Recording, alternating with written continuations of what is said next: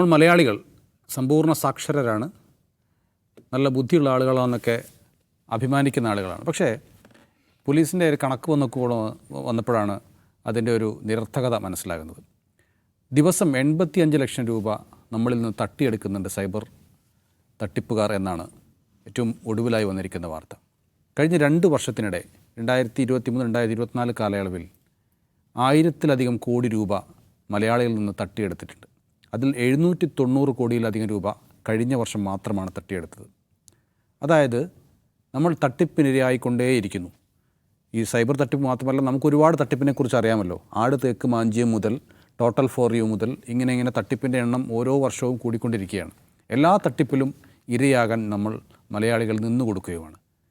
ദിവസം എന്തുകൊണ്ടാണ് നമ്മളിങ്ങനെ തട്ടിപ്പിനിരയായിക്കൊണ്ടിരിക്കുന്നത്? അല്ല, ഇതിൽ ഈ ഡിജിറ്റൽ തട്ടിപ്പുമായി ബന്ധപ്പെട്ട കണക്കുകളാണ് ഇപ്പോൾ പുറത്തു വന്നിരിക്കുന്നത്. ഇപ്പോൾ നൗഫൽ പറഞ്ഞ മാതിരി കഴിഞ്ഞ 2 വർഷത്തിനിടയിൽ എത്ര 1100 ചില്ലാൻ കോടി രൂപയുടെ തട്ടിപ്പ്, ഒരു ദിവസം 85 ലക്ഷം രൂപ. കേരളത്തിന് ഒരു ദിവസം 85 ലക്ഷം രൂപ ഈ ഡിജിറ്റൽ ഫ്രോഡ്സ്റ്റേഴ്സിൻ്റെ പോക്കറ്റിലേക്ക് പോകുന്നു എന്നുള്ളതാണ്. കഴിഞ്ഞ വർഷം 700 ചില്ലാൻ കോടിയോ അങ്ങനെ 793 കോടിയാണ് അതിൻ്റെ കണക്ക്. അതിൽ 763 കോടി. 2024 41,000 ചില്ലാൻ കേസുകൾ രജിസ്റ്റർ ചെയ്തിട്ടുണ്ടാകും സൈബർ തട്ടിപ്പുമായി ബന്ധപ്പെട്ട് കേരളത്തിൽ. സൈബർ തട്ടിപ്പ് എന്ന് പറഞ്ഞാൽ സൈബർ കുറ്റകൃത്യങ്ങളല്ല കേട്ടോ, ഏത് മറ്റേ ചീത്ത പറഞ്ഞു അത് ഇതല്ല. സൈബർ ഈ ഫിനാൻഷ്യൽ ഫ്രോഡുലൻസുമായി ബന്ധപ്പെട്ട് 41,000 ചില്ലാനും കേസുകൾ കേരളത്തിൽ രജിസ്റ്റർ ചെയ്യപ്പെട്ടിട്ടുണ്ട്. 41,000 കേസുകൾ രജിസ്റ്റർ ചെയ്തിട്ടുണ്ടെങ്കിൽ ഉറപ്പിച്ചോ അതിന് 2 ഇരട്ടി 2-3 ഇരട്ടി ഇൻസിഡൻസ് ഉണ്ടായിട്ടുണ്ടാകും. കാരണം ഈ തട്ടിപ്പിന് വിധേയരായ ആളുകളെല്ലാം പരാതിയായിട്ട് പോകുമോ? അപ്പോൾ നല്ലൊരു ശതമാനം ആളുകൾ പറ്റിക്കപ്പെടുന്നതാണല്ലോ ചെയ്യുന്നത്. പുറത്ത് പറയാൻ മടിയുള്ള ആളുകളായിരിക്കും. ചിലപ്പോൾ പരാതി പോയി അതിൽ കൂടുതൽ അന്വേഷണം നടന്നു കഴിഞ്ഞാൽ ഇങ്ങനത്തെ ഡിവൈസൊക്കെ പരിശോധിക്കുമല്ലോ, കൂടുതൽ വലിയ കുഴപ്പത്തിലേക്ക് പോയി ചാടാൻ സാധ്യതയുള്ളതുകൊണ്ട് അതിന് നിൽക്കില്ല. അതുകൊണ്ട് 41,000 കേസുകൾ രജിസ്റ്റർ ചെയ്തിട്ടുണ്ടെങ്കിൽ അതിൻ്റെ അർത്ഥം അതിന് 3-4 ഇരട്ടി ഇൻസിഡൻസ് ഉണ്ടായിട്ടുണ്ടെന്നുള്ള കാര്യം ഉറപ്പാണ്. ഇപ്പോൾ 41,000 കേസുകൾ രജിസ്റ്റർ ചെയ്ത് കഴിഞ്ഞാൽ അതാണ് നമ്മൾ ആലോചിക്കേണ്ടത്. അത് പോലീസ് അന്വേഷിക്കുകയാണ്, കാര്യക്ഷമമായി അന്വേഷിക്കുകയാണ്, പ്രാഥമികമായി അന്വേഷിക്കാമെന്ന് വിചാരിക്കുക. പ്രാഥമികമായൊരു അന്വേഷണം പോലീസ് അതിൽ നടത്തുകയാണെങ്കിൽ അതിൻ്റെ ഭാരം ഒന്ന് ആലോചിക്കുക. അതിൻ്റെ പബ്ലിക് എക്സ്ചക്കറിൽ പൊതു ഖജനാവിൽ നിന്ന് മാത്രം അതിനുണ്ടാകുന്ന ചിലവ് എത്രയായിരിക്കും?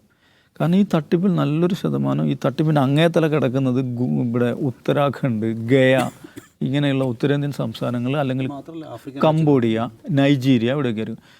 നൈജീരിയ, കംബോഡിയയാണ് ഏറ്റവും കൂടുതൽ വരുന്ന ഒരു സാധനം. ഇപ്പോൾ മുമ്പ് ഓർമ്മയുണ്ടോ നൗഫൽ, കഴിഞ്ഞ വർഷമാണ് കുറച്ച് മലയാളി ചെറുപ്പക്കാർ കംബോഡിയയിൽ കുടുങ്ങിപ്പോയിട്ട് അവരെ രക്ഷപ്പെടുത്താൻ വേണ്ടി നടന്നൊരു സംഭവമൊക്കെ. അവർ കംബോഡിയയിൽ കുടുങ്ങുക എന്ന് പറഞ്ഞാൽ എന്താ സംഭവം? അവർ കംബോഡിയയിൽ എന്തോ ജോലിയുണ്ടെന്ന് അറിഞ്ഞിട്ട് പോവുകയാണ്. പക്ഷേ അവിടെ എത്തിയതിന് ശേഷമാണ് ഏതോ ഒരു ഏജൻറ്റ് അവരെ വിദൂരമായ ഏതോ ഗ്രാമത്തിലേക്ക് കൊണ്ടുപോകുന്നു, ഒരു ആക്സസ്സും ഇല്ലാത്തൊരു ഗ്രാമത്തിലേക്ക്. അവർക്ക് അവിടെ ഉണ്ടായിരുന്ന പണി എന്താണ്? ഈ സൈബർ തട്ടിപ്പിൻ്റെ ഭാഗമായിട്ടുള്ള അതിൻ്റെ ഓപ്പറേഷൻ റൂമിലാണ് അവരിയ്ക്കുന്നത്. കേരളമടക്കമുള്ള പ്രദേശങ്ങളിൽ നിന്നുള്ള ആളുകളെ ഹുക്ക് ചെയ്യുക, അവരെ ട്രാപ്പ് ചെയ്യുക, അതിൻ്റെ കൺട്രോൾ റൂമിലിരുന്ന് പണിയെടുക്കുകയായിരുന്നു അവർ. കുറച്ച് മുമ്പ് ഒരു ബിറ്റ്കോയിൻ തട്ടിപ്പുമായി ബന്ധപ്പെട്ട് ഒരു ചെറുപ്പക്കാരൻ മലപ്പുറത്തുള്ള ചെറുപ്പക്കാരൻ ഉത്തരാഖണ്ഡിലോ മറ്റു കൊല്ലപ്പെട്ടൊരു വാർത്ത ഉണ്ടായിരുന്നല്ലോ. അവന് വിരലുകളൊക്കെ മുറിക്കപ്പെട്ട നിലയിൽ. ഞാൻ പറഞ്ഞു വെച്ചാൽ ഈ 41,000 കേസുകൾ രജിസ്റ്റർ ചെയ്തതിൽ പോലീസ് അതിൻ്റെ ചെറിയ രീതിയിലൊരു അന്വേഷണം നടത്തുമ്പോൾ തന്നെ വലിയ സാമ്പത്തിക ചിലവ് വരും. വലിയ സാമ്പത്തിക ചിലവ് മാത്രമല്ല, അത് ഭയങ്കര കോംപ്ലിക്കേറ്റഡ് ആയിട്ടുള്ളൊരു പ്രക്രിയയാണ്. കാരണം ഇതൊന്നും ഡിജിറ്റലി ട്രാക്ക് ചെയ്യാൻ പറ്റുന്ന സംഗതികൾ VPN ഉപയോഗിച്ചിട്ടാണ് ഇവരുടെ കമ്മ്യൂണിക്കേഷൻ നല്ലൊരു ശതമാനം നടക്കാറുള്ളത്. അപ്പോൾ അത് എന്താണെന്ന് വെച്ചാൽ 41,000 കേസ് രജിസ്റ്റർ ചെയ്യപ്പെട്ടാൽ സ്വാഭാവികമായിട്ട് അന്വേഷിക്കേണ്ട ചുമതല പോലീസിനുണ്ട്. സ്റ്റേറ്റിൻ്റെ ഉത്തരവാദിത്തമാണ് ഒരു പൗരൻ ഒരു പരാതിയായിട്ട് വരുമ്പോൾ അത് അന്വേഷിക്കുക എന്നുള്ളത്. അപ്പോൾ എനിക്ക് തോന്നുന്നു വെച്ചാൽ ഈ തട്ടിപ്പിലൂടെ ഒരു ദിവസം 85 ലക്ഷം രൂപ പോകുന്നത് മാത്രമല്ല ഇതിലെ പ്രശ്നം. ഇത്രയധികം കേസുകൾ വരികയും അത് അന്വേഷിക്കുന്നതിലൂടെ പൊതുഖജനാവിനുണ്ടാകുന്ന വലിയ ഭാരവും വലിയ നഷ്ടമുണ്ട്, നമ്മുടെ സംവിധാനങ്ങൾക്കുണ്ടാകുന്ന വലിയ ഭാരമുണ്ട്. അതുകൊണ്ട് ഇത് നിസ്സാരമായ കാര്യമല്ല, വളരെ വളരെ ഗുരുതരമായുള്ള കാര്യമാണ്. പിന്നെ എന്തുകൊണ്ടാണ് കേരളത്തിൽ ഇത്രയധികം ആളുകൾ ഈ തട്ടിപ്പിൽ പെടുന്നത് എന്നുള്ളതാണ്. ഒന്ന് നമ്മൾ മനസ്സിലാക്കേണ്ടത് കേരളത്തിൽ മാത്രമല്ല, ഇന്ത്യയിലെമ്പാടും ഈ തട്ടിപ്പുകൾ നടക്കുന്നുണ്ട്. ഇന്ത്യയിൽ ലോകത്തെല്ലായിടത്തും ഉണ്ട് ഈ സൈബർ ക്രൈംസ്. ഈ ഇത്തരം തട്ടിപ്പുകൾ എന്ന് പറയുന്നത് വലിയൊരു ഇൻഡസ്ട്രിയാണ്. കേരളം നൗഫൽ തുടക്കത്തിൽ ചോദിച്ചാൽ നമ്മൾ എന്താണ് സാക്ഷരർ 100% സാക്ഷരരുള്ള കേരളത്തിൽ ഇങ്ങനെ എന്തുകൊണ്ട് സംഭവിക്കുന്നു? ഇത് സാക്ഷരതയുമായി ബന്ധപ്പെട്ട വിഷയമല്ല. ഇപ്പോൾ ഇതിൽ നമ്മൾ ഈ തട്ടിപ്പ് നടക്കുന്ന പ്രധാനപ്പെട്ട 3 മേഖലയാണ്. ഒന്ന് എന്താണ് ഈ ഫേക്ക് റൊമാൻസാണ് ഒരു തട്ടിപ്പിന് ഉപയോഗിക്കുന്ന ഒരു മേഖല. രണ്ടാമത്തത് ഈ നമ്മുടെ ഈ കുർലോ സച്ചനൊക്കെ കുടുങ്ങിയതുണ്ടല്ലോ, എന്താണ് ഡിജിറ്റൽ അറസ്റ്റ് എന്ന് പറയുന്ന സംഭവം. പിന്നെ ഫേക്ക് ട്രേഡിങ്. ഈ ട്രേഡിങ്ങിൽ പെട്ടുപോകുന്ന നല്ലൊരു ശതമാനം ആളുകൾ ആരാന്നറിയോ? അവർ അഫ്ലുവൻറ്റ് ക്ലാസ്സാണ്. ഈ ട്രേഡിങ്ങിനെ കുറിച്ചൊക്കെ സാധാരണ ജനങ്ങൾക്ക് ട്രേഡിങ്ങിനെ കുറിച്ച് അറിയില്ലല്ലോ. ഈ അതിൽ തന്നെ ഓൺലൈൻ ട്രേഡിംഗ് എന്ന് പറയുമ്പോൾ കുറച്ചും കൂടെ സോഫിസ്റ്റിക്കേറ്റഡ് ആണ്. അതിൽ കുടുങ്ങുന്നത് കയ്യിൽ കാശുള്ള, ഇൻവെസ്റ്റ് ചെയ്യാൻ പൈസയുള്ള, പ്രൊഫഷണൽസ് ആയിട്ടുള്ള, അഫ്ലുവൻ്റ് ആയിട്ടുള്ള ആളുകളാണ് ഇതിൽ കുടുങ്ങുന്നത്. കാരണം ഇത്തരം ഓൺലൈൻ ട്രേഡിംഗ് സൈറ്റുകളിലേക്ക് പോകുന്നു. തുടക്കത്തിൽ ലാഭം കിട്ടുന്നുണ്ട്, നല്ല ലാഭം കിട്ടുന്നുണ്ട്. അപ്പോൾ ആ ലാഭം കിട്ടുമ്പോൾ അവർ കൂടുതൽ പൈസ ഇടുന്നു. മാത്രമല്ല സുഹൃത്തുക്കളെയും ബന്ധുക്കളെയൊക്കെ അതിലേക്ക് പ്രേരിപ്പിക്കുന്നു. വീണ്ടും പൈസ കിട്ടുന്നു, വീണ്ടും അതിനേക്കാൾ കൂടുതൽ പൈസ ഇടുന്നു. അപ്പോൾ നല്ലൊരു എമൗണ്ട് വരുമ്പോഴേക്ക് ഈ ഓൺലൈൻ ട്രേഡിംഗ് പ്ലാറ്റ്ഫോം തന്നെ പൂട്ടിപ്പോവുകയാണ് ചെയ്യുന്നത്. ഇതാണ് ഇതിൽ സംഭവിക്കുന്നത്. ആ വെബ്സൈറ്റ് അല്ലെങ്കിൽ ആപ്പ് തന്നെ ഇല്ലാതാവുന്നു, ആ വെബ്സൈറ്റ് തന്നെ പൂട്ടിപ്പോകുന്നു. അപ്പോൾ ഇവരിങ്ങനെ അന്തപ്പെട്ട് നിൽക്കുക ചെയ്യുന്നത്. അപ്പോൾ അവരെ സംബന്ധിച്ചിടത്തോളം കുറച്ച് പൈസ 25,000 രൂപ ഇട്ടിട്ട് 50,000 രൂപ കിട്ടി എന്നൊക്കെ, അല്ല 30,000 രൂപ കിട്ടി, 30,000 രൂപ കിട്ടി, ഇങ്ങനെ പിന്നെ അടുത്ത ഘട്ടത്തിൽ അവർ 50,000 ഇടുന്നു, 1,00,000 ഇടുന്നു. ഇങ്ങനെയാണ് അത് പോകുന്നത്. സുഹൃത്തുക്കളെ കൊണ്ടും ബന്ധുക്കളെ കൊണ്ടും ഇടിക്കുന്നു. ഈ ടീം എന്താണ് പരിപാടിയെ നിർത്തിയിട്ട് വേറെ ഇരയെ തേടി പുതിയ വെബ്സൈറ്റുമായിട്ട് പുതിയ ഇരയെ തേടി പോവുകയാണ്. അപ്പോൾ ഇതിൽ പറ്റിക്കപ്പെടുന്ന, ഇതിൽ ചെന്ന് ചാടുന്നവരിൽ മഹാഭൂരിപക്ഷവും പ്രൊഫഷണൽസാണ്, ഹൈലി എഡ്യൂക്കേറ്റഡ് ആയിട്ടുള്ള ആളുകളാണ്, അഫ്ലുവൻ്റ് ക്ലാസ്സിൽപ്പെട്ട ആളുകളാണ്. നമ്മൾ മനസ്സിലാക്കണം. പിന്നെ ഈ ഫേക്ക് റൊമാൻസ് അതിൽ പെടുന്ന ആളുകൾ പരാതിയായിട്ട് വരിക, ഞാൻ എങ്ങനെയാണ് ഇതിൽ പെട്ടത്, ആരോടെങ്കിലും പറയും, വീട്ടിലുള്ള ആളോട് പോലും പറയില്ല, എത്ര പൈസ പോയെന്ന് പറയില്ല. ഓൺലൈൻ അറസ്റ്റുമായി ബന്ധപ്പെട്ടത് അതിലെനിക്കും എക്സ്പീരിയൻസ് ഉണ്ട്. എനിക്കൊരു ഫോൺ കോൾ വരികയാണ് മുംബൈയിലെ കുർള പോലീസ് സ്റ്റേഷൻ എന്ന് പറഞ്ഞുകൊണ്ട് ഫോൺ കോൾ വരികയാണ്.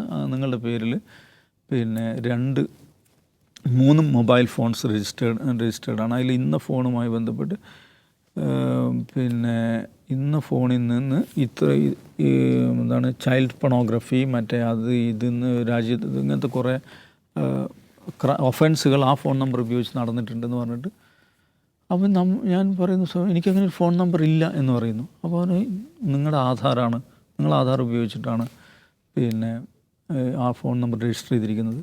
ഞാൻ പറഞ്ഞു പിന്നെ രജിസ്റ്റർ ചെയ്തിരിക്കുന്ന what is a registered address എന്ന് ചോദിക്കുമ്പോൾ അവർ രജിസ്റ്റേർഡ് അഡ്രസ്സ് പറഞ്ഞു തരാണ്. കുർളയിലൊരു അഡ്രസ്സാണ്. I have never been in Kurla, ഞാൻ കുർളയിൽ ഇതുവരെ പോയിട്ടേ ഇല്ല ഒരാളാണ് എന്ന് പറഞ്ഞാൽ. അപ്പോൾ ഡോൺ വറി അയാൾ പിന്നെ പാസിഫൈ, പോലീസ് ഓഫീസറാണ് സംസാരിക്കുന്നത്. വളരെ നല്ല ഭാഷയിൽ അദ്ദേഹം സംസാരിക്കണം. ഭയങ്കരമായിട്ട് എന്നെ പാസിഫൈ ചെയ്യണം. വിഷമിക്കേണ്ട, അത് ആരോ തട്ടിപ്പ് നടത്തിയിട്ട് നിങ്ങളുടെ പേരിൽ ഇതാക്കിയായിരിക്കും, പക്ഷേ നമുക്ക് ഇന്ന പ്രൊസീജിയേഴ്സ് ഉണ്ട്, അത് നിങ്ങൾക്ക്. അപ്പോൾ ഞാനൊരു പിന്നെ പോലീസിൻ്റെ സൈബർ സെല്ലിൽ കണക്ട് ചെയ്യാം, അവർ പറയുന്ന ഡയറക്റ്റീവ് അനുസരിച്ച് നിങ്ങൾ ചെയ്താൽ മതി എന്നുകൊണ്ട് വേറൊരു നമ്പറിലേക്ക് കണക്ട് ചെയ്യുന്നു. പിന്നെ പോയിട്ട് അങ്ങനെ എന്നോട് കുറേ കാര്യങ്ങൾ നോട്ട് ചെയ്യാൻ പറയും, ഞങ്ങൾക്ക് നോട്ട് ചെയ്യുന്നു.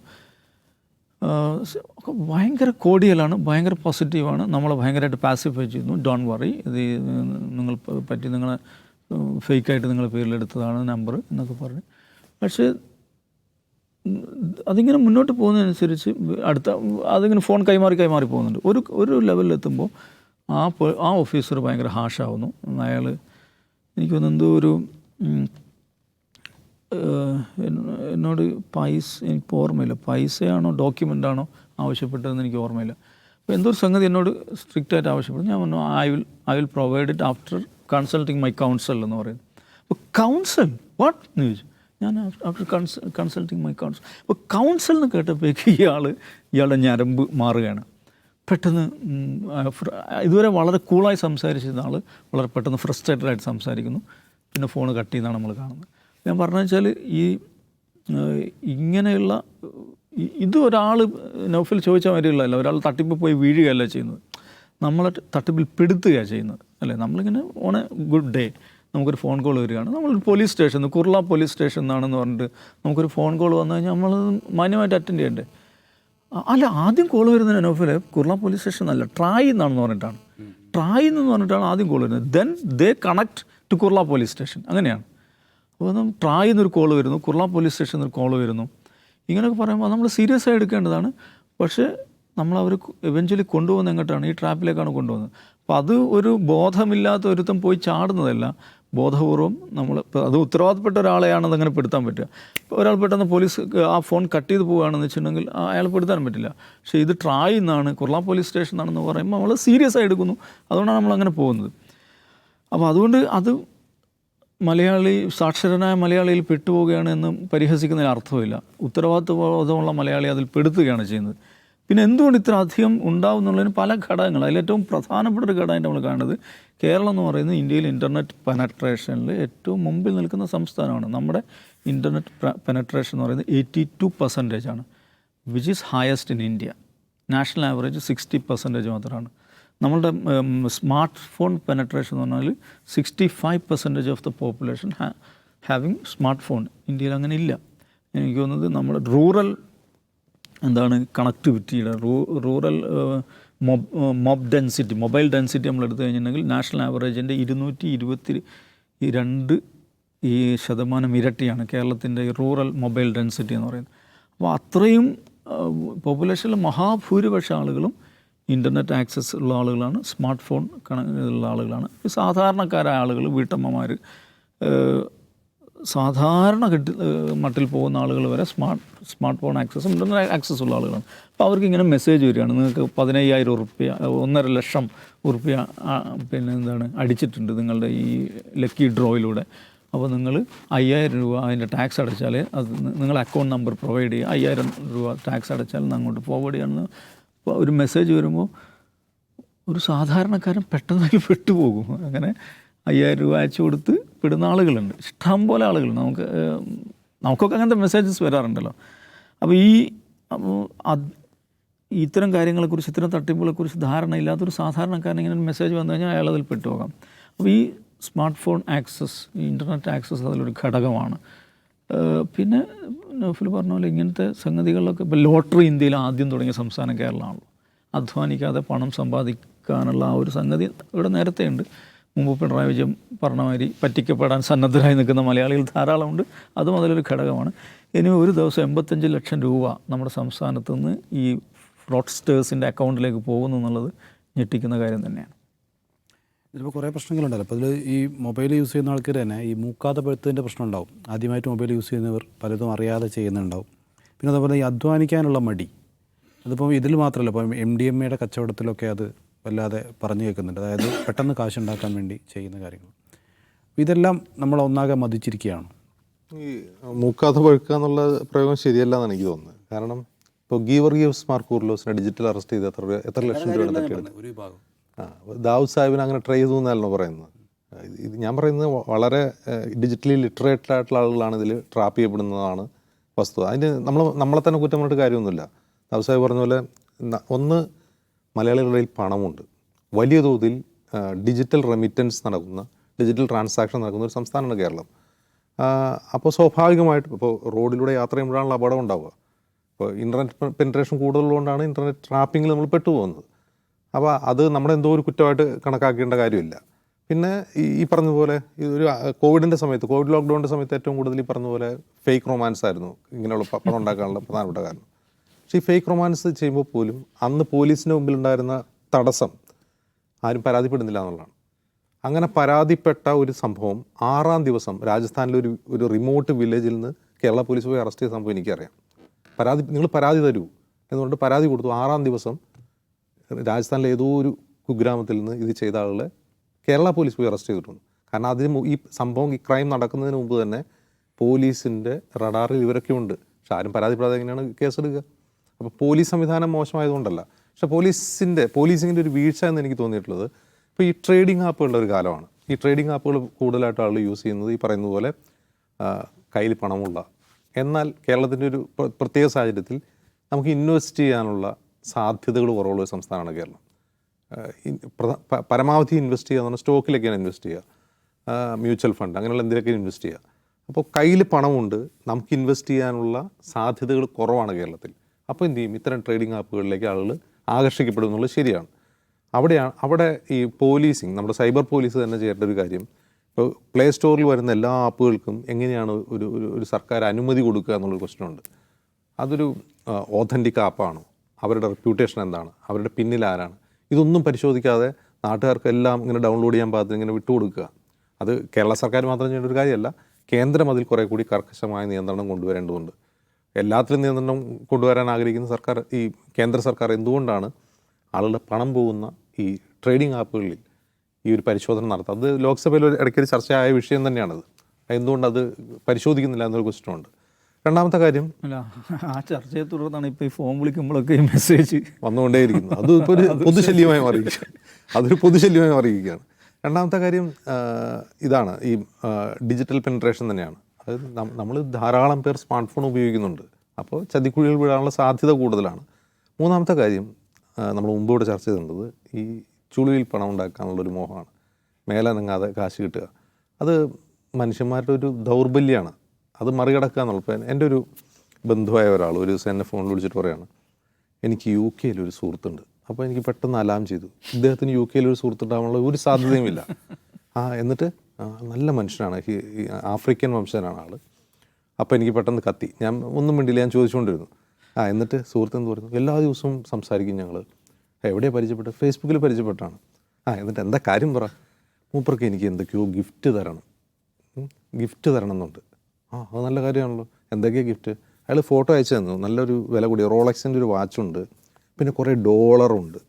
അപ്പോൾ UK ഡോളറല്ല, അയാൾ അമേരിക്കയിൽ പോയപ്പോൾ കയ്യിൽ വന്ന കുറേ ഡോളറാണ്, അതെനിക്ക് ഗിഫ്റ്റ് ചെയ്യണമെന്ന് അയാൾ ആഗ്രഹിക്കുകയാണ്. നല്ല കാര്യം. എന്നിട്ട് അത് അയാൾ അയച്ചിട്ടുണ്ട്, ഡൽഹിയിൽ വന്ന് നിൽക്കുകയാണ്.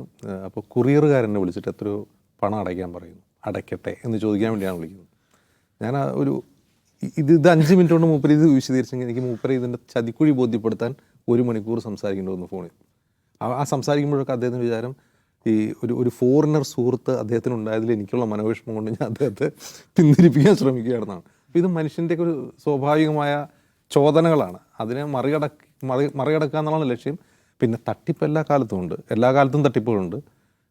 80കളിൽ ലാബെല്ല രാജൻ എന്ന് പറഞ്ഞിട്ടൊരു കേസ് ഓർമ്മയുണ്ട്. അന്ന് ഇൻ്റർനെറ്റ് ഇല്ല, അന്ന് വേറെ വഴികളാണ്. പിന്നെ നമ്മൾ പടക്കം പോലെ പൊട്ടുന്ന ബ്ലേഡ് കമ്പനികളെ പറ്റി നമ്മൾ കേട്ടു. ഇതെല്ലാം ആളുകളെ പറ്റിക്കണമെന്ന വിചാരത്തോടെ തട്ടിക്കൂട്ടി ഉണ്ടാക്കുന്ന ബ്ലേഡ് കമ്പനികൾ തന്നെയാണ്, അല്ലാതെ ഇടയ്ക്ക് പൊട്ടിപ്പോകുന്നതല്ല. അപ്പോൾ പുതിയ കാലത്ത് അനുസരിച്ച് പുതിയ തട്ടിപ്പ് രീതികൾ വരുന്നു.